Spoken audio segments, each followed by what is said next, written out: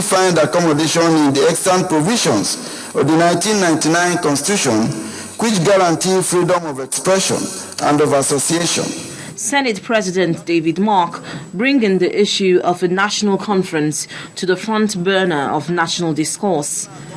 His remarks came as a surprise to many Nigerians, as the National Assembly has always insisted that there is no place for a sovereign national conference in the Constitution.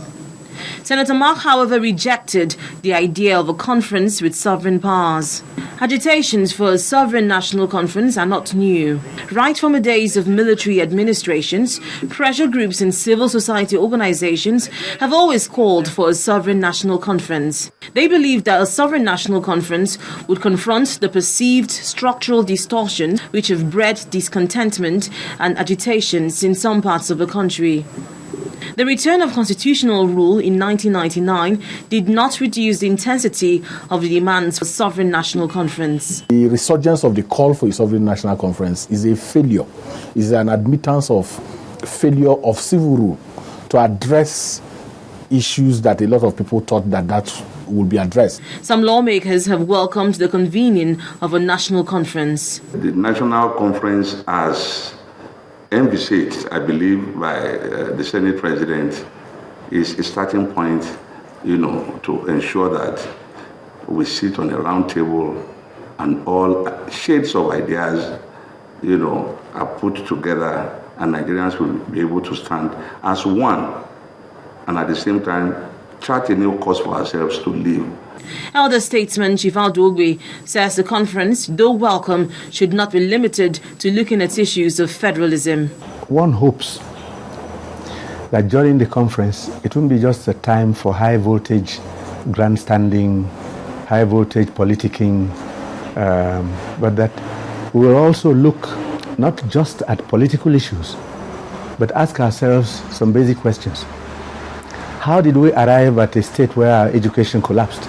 But for those in support of a conference, be it sovereign or by any other name, there are those who are strongly opposed to this. I know that it is practically impossible in a civilian dispensation, and there's no precedent where people gather in a country where you have an existing constitution, no matter how it evolved, to say, look, discard that document completely. Let us sit down to discuss the future. How will you agree? Several efforts have been made in the past to convene a national conference, but some of the efforts did not yield any results. At any single time, the government in place would like to squeeze in certain ideas. The suspicion during Obasanjo's time was that he was trying to promote an extension of his tenure. That was the suspicion. While some people believe that holding a national conference will provide solutions to the avalanche of problems in Nigeria, some believe that it portends danger to the continuous existence of Nigeria. Some Nigerians have also expressed concern over what modalities the conference should take. Some believe that the conference should be sovereign, thereby preventing the government from changing or amending the report of the conference. Who will set the agenda and those areas? Who are the representatives? What is going to be the spread? How will you convene it in such a way that there will be justice? The agitation for a platform where Nigerians can discuss at a round table has been a major issue even before this administration. While some Nigerians have demanded for a sovereign national conference, others just want a national conference. What both sides, however, agree on is that there is a need for a conference where Nigerians would meet and discuss issues affecting the country.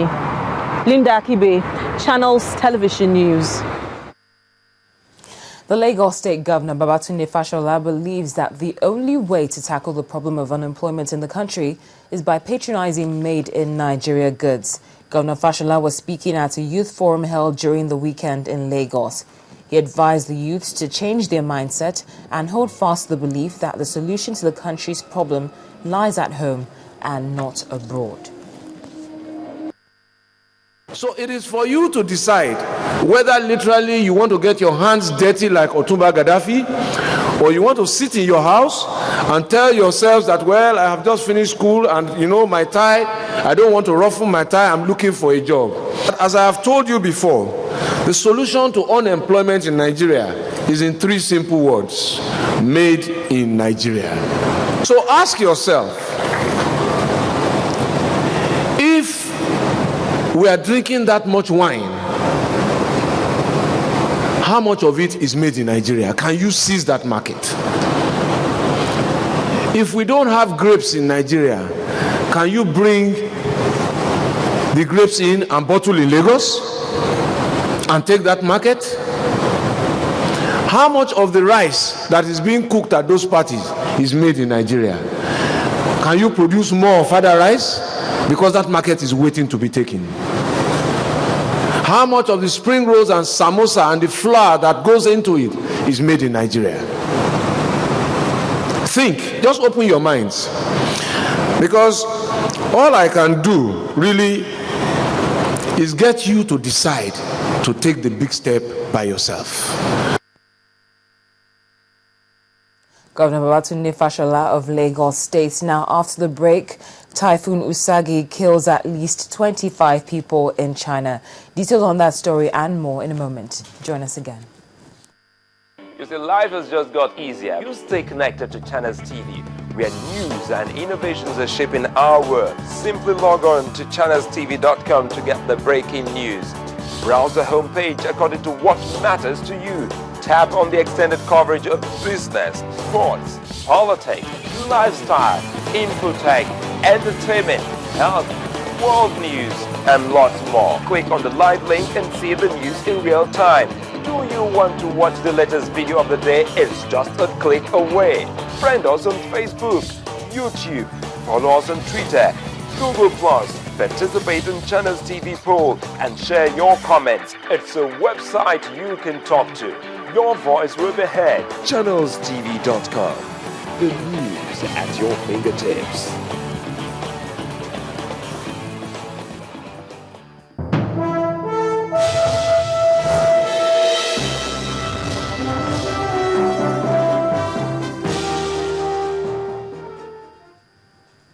Let's talk business now. The Central Bank of Nigeria's 234th Monetary Policy Committee meeting begins today. With inflation rate down to 8.2%, market watchers expect the committee to ease the monetary policy rate.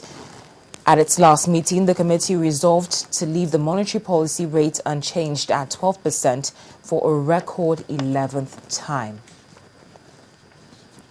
The total volume of trade between Nigeria and France has been put to 1 trillion naira. Now, that's according to the Minister of Industry, Trade and Investment, Mr. Olusegun Aganga. Mr. Aganga, who witnessed the signing of a memorandum of understanding on trade and small medium enterprise development between Nigeria and France, also said trade relations between the two countries dated back to the 18th century and has grown from about 550 billion naira in 2008 to about 1 trillion naira in 2012. Meanwhile, the Irish government has also put the value of trade between Ireland and Nigeria at about 350 million euros. Of the amount, Ireland's exports to Nigeria accounts for 50 million euros, while imports made up the balance of 300 million euros. On the foreign scene, China has been greeted with Typhoon Usagi, which has killed at least 25 people in Guangdong province. Winds of up to 180 kilometers per hour were recorded in some areas, toppling trees and blowing cars off roads. The victims either drowned or were hit by debris. The storm has affected 3.5 million people on the Chinese mainland. Trains from Guangzhou to Beijing have been suspended and hundreds of flights from Guangzhou and Hong Kong have also been cancelled. However, Hong Kong has escaped the worst of the storm. Weather officials say that the ferocity of the storm has abated as it progressed into southern China. The financial markets in Hong Kong were closed for part of this morning.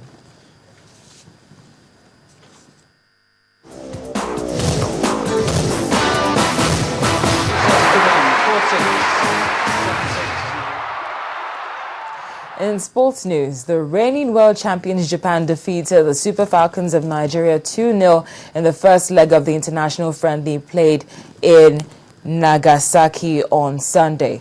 The hosts got their victory courtesy of goals by Yuki Ogimi and Naomi Kawasumi in front of an impressive crowd of